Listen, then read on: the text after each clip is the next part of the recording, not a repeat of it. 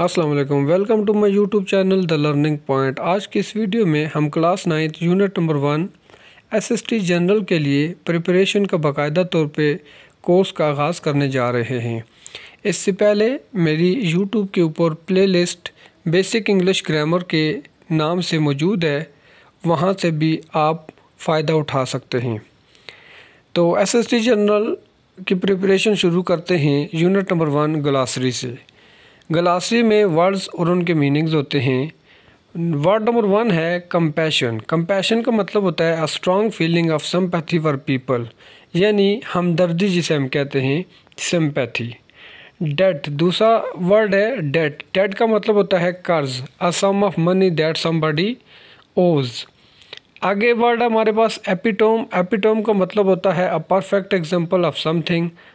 आगे नेक्स्ट है dreadful, very bad और अनप्लेजेंट, जिसे हम कहते हैं नाखुशगवार या भयानक। रेस्ट्रेनिंग कहते हैं टू स्टॉप समबडी, रोकना। एमनेस्टी कहते हैं आम माफ़ी, a period of time during which people can admit a crime to a crime और give up weapon without being punished.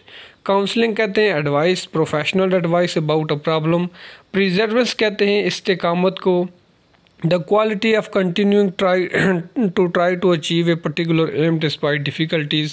debate कहते हैं बहस करना, a formal discussion on an issue। precedence कहते हैं मुकद्दम को, अजीज़ को, the condition of being more important than somebody else and therefore coming or being dealt with first। Next है adversity. Adversity कहते हैं मुसीबत को, और डिफ़िकल्ट और अनप्लेन्ड सिचुएशन। रीनाउंस्ड कहते हैं तर्क करना, relinquish to state publicly that you are no longer have a particular belief और that you will no longer behave in a particular way. Testified कहते हैं तस्दीक शुदा, to say that you believe something is true because you have evidence of it. Rabbi ये यहूदी का जो scholars होता है उसको कहते हैं बिशप को, या वो जो उनका बड़ा राहब होता है। ऑस्ट्रिसाइज कहते हैं इनकार करना, to refuse to let somebody be a member of a social group. Opponent कहते हैं मुखालफ को, a person that you are playing or fighting against in a game. Scarcity कहते हैं कमी को, किल्लत को। If there is a scarcity of something, there is not enough of it and it is difficult to obtain it। Gracious मेहरबान को कहते हैं kind, polite and generous। और revenge कहते हैं बदले को, इंतकाम को। something that you do in order to make somebody suffer because they have made you suffer। तो ये थी हमारी ग्लासरी। उसके बाद हम चलते हैं टॉपिक सेंटेंस की तरफ। और topic sentence is a sentence. Topic sentence वो जुमला होता है दैट स्टेट्स और सजेस्ट द मेन आइडिया और टॉपिक, जो किसी टॉपिक को या मेन आइडिया को जो है वो सजेस्ट करता है ऑफ ए पैराग्राफ के अंदर। Features of A topic sentence. Topic sentence की फीचर्स क्या होती हैं? इसमें पहली बात है स्पेसिफिक वर्ड्स होते हैं, particular words that reflect the main idea. इसमें मखसूस अल्फाज इस्तेमाल होते हैं जो मेन आइडिया को रिफ्लेक्ट करते हैं। नंबर 2 है vivid verb, descriptive verbs that give detail of an idea के मतलब जो डिस्क्रिप्टिव वर्ड्स होते हैं वो इस्तेमाल होते हैं। मॉडिफायर एन एडजेक्टिव और adverb that provide additional information. इसमें जो मॉडिफायर जिसमें एडजेक्टिव और एडवर्ब होते हैं जो कि एडिशनल इंफॉर्मेशन जो है वो प्रोवाइड करते हैं। ट्रांजिशनल डिवाइसेस, वर्ड और फ्रेजेस, वो वाले अल्फाज या phrases that help carry a thought from one sentence to another, जो एक जुमले से दूसरे जुमले, from one idea to another, एक आइडिया से दूसरे आइडिया, और from one paragraph to another, या एक पैराग्राफ से दूसरे पैराग्राफ तक मालूमात को पहुंचाते हैं। उसके लिए वो ट्रांजिशनल डिवाइसेस भी इस्तेमाल की जाती हैं। उसके बाद है जी हमारे पास नाउन है जी। Change the following sentences from singular to plural और फ्रॉम प्लूरल टू सिंगुलर। यहाँ पर हमारे पास सेंटेंस दिए हुए हैं, जो सिंगुलर है उनके हमने प्लूरल बनाने हैं और जो प्लूरल है उनके हमने सिंगुलर बनाने हैं। जो नंबर 1 सेंटेंस लिखा हुआ है a book is a good friend, किताब बेहतरीन साथी है, तो जब हम इसको प्लूरल में तब्दील करेंगे तो बुक्स जो है वो बुक से बुक्स हो जाएगा। इसकी जगह हम आर लगाएंगे और फ्रेंड की जगह फ्रेंड लगा देंगे, तो हमारे पास जो नया जुमला बनेगा books are good friends. Number 2 है जी a small car is a great vehicle, उसी तरह small cars are great vehicles. Number 3 में है are the students in the classroom, यहाँ पर ये प्लूरल में है। Is the student in the classroom, student से एस हम हटा देंगे, क्लासरूम से भी एस हटा देंगे और आर की जगह इज़ आ जाएगा। नंबर 4 है these glasses are not for those women to wear, यहाँ पर सिमिलर जो है वो ग्लासेस, प्लूरल में भी ग्लासेस ही होता है। आर नॉट की जगह हम इजेंट लगा देंगे, तो दीज की जगह हम दिस लगा देंगे। This glasses isn't for those वो मैन, MEN की जगह MAN लग जाएगा। नंबर 5 है the brush is under the chair, तो यहाँ पर हम इसका जो प्लूरल बनाएंगे तो हम जुमला चेंज करेंगे, brushes are under the table. Next हमारे पास है choose whether the following noun are concrete और अब्स्ट्रैक्ट नाउन, तो यहाँ पर हमारे पास जो अब्स्ट्रैक्ट नाउन हैं वो हमारे पास येलो में लिखे हुए हैं और जो कंक्रीट है वो हमारे पास पिंक में लिखे हुए हैं। देखें जो अब्स्ट्रैक्ट नाउन है लव है, ये अब्स्ट्रैक्ट नाउन है, इंटेलिजेंस, पीस, लॉयल्टी। इसी तरह जो कंक्रीट नाउन है जिनको हम छू सकते हैं, देख भी सकते हैं, बुक है, गर्ल है, लैपटॉप है एंड माउस है। सी है जी choose whether the following noun are countable और uncountable.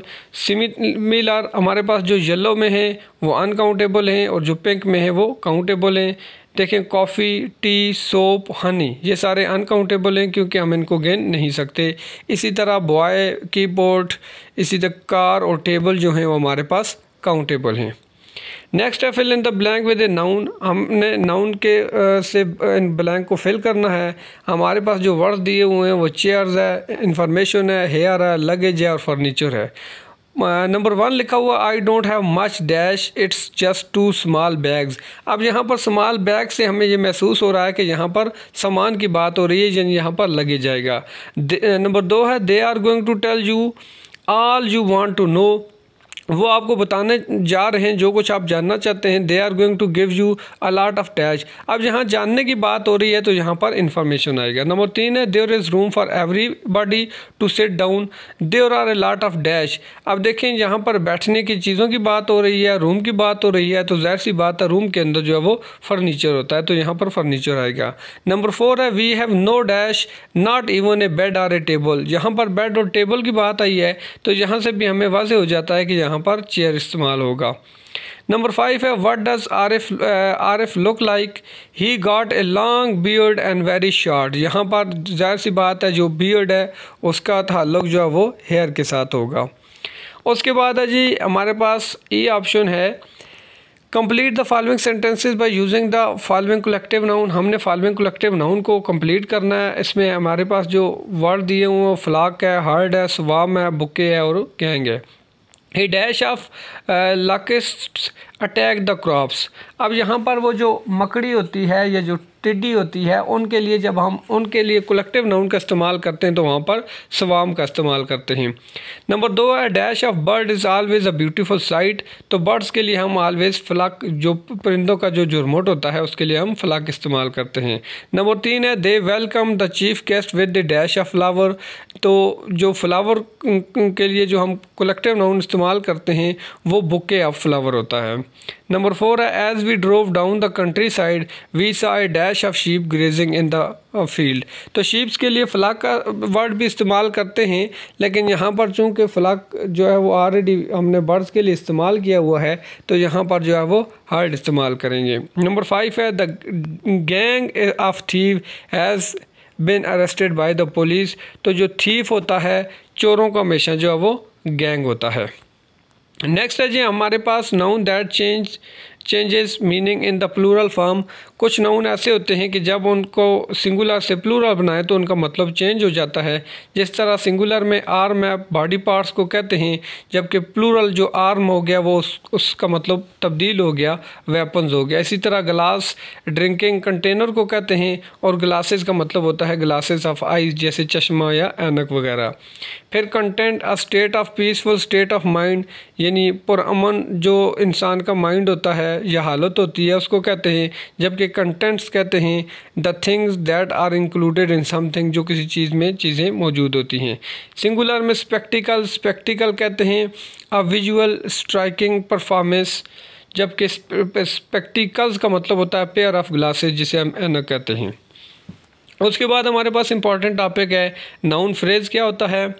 A noun phrase is a group of words. Noun phrase जो है वो ग्रुप ऑफ वर्ड्स होता है which function as a noun in sentence, जो जुमले के अंदर नाउन का काम करता है। जिस तरह नाउन काम करता है उसी तरह नाउन फ्रेज भी काम करता है। एग्जांपल देख लेते हैं, spring time is the most beautiful time. Most beautiful, यहाँ जो स्प्रिंग टाइम है वो हमारे पास नाउन फ्रेज इस्तेमाल हुआ है क्योंकि स्प्रिंग नाउन है। नंबर 2 को देखें, beyond was the green and pleasant valley. यहाँ पर ग्रीन एंड प्लेजेंट वैली जो हमारे पास नाउन फ्रेज है। यहाँ से pick out the noun phrases from the following, यहाँ से हमने नाउन फ्रेजेस को पिक आउट किया है। I expect our team to win, यहाँ पर जो अवर टीम है वो चूँकि टीम नाउन है तो यहाँ पर नाउन फ्रेज जो है वो अवर टीम में है। Do you know his age, यहाँ पर इस जुमले में हिज एज जो हमारे पास नाउन फ्रेज है। नंबर 3 है you are coming poses a problem for us, यहाँ पर एक हमारे पास जो नाउन फ्रेज़ है वो यू आर कमिंग पोजेज है। अब प्रॉब्लम फॉर अस जो है ये भी नाउन फ्रेज़ है लेकिन इसमें जो राइट है वो यू आर कमिंग पोजेज है। नंबर 4 है his parents hoped for his success, तो यहाँ पर 2 नाउन फ्रेज़ हैं, एक है हिज पेरेंट्स और दूसरा है हिज सक्सेस। नंबर 5 और लास्ट है she would not admit her guilt, तो इसके अंदर इस जुमले में हमारे पास हर गिल्ट जो है वो नाउन फ्रेज़ है। ये थी आज की हमारी वीडियो। उम्मीद है वीडियो आपको पसंद आई होगी। अगर आप चैनल पर नए हैं तो चैनल को लाइक और सब्सक्राइब करना ना भूलिएगा। मिलते हैं नेक्स्ट वीडियो में, तब तक के लिए अल्लाह हाफ़िज़।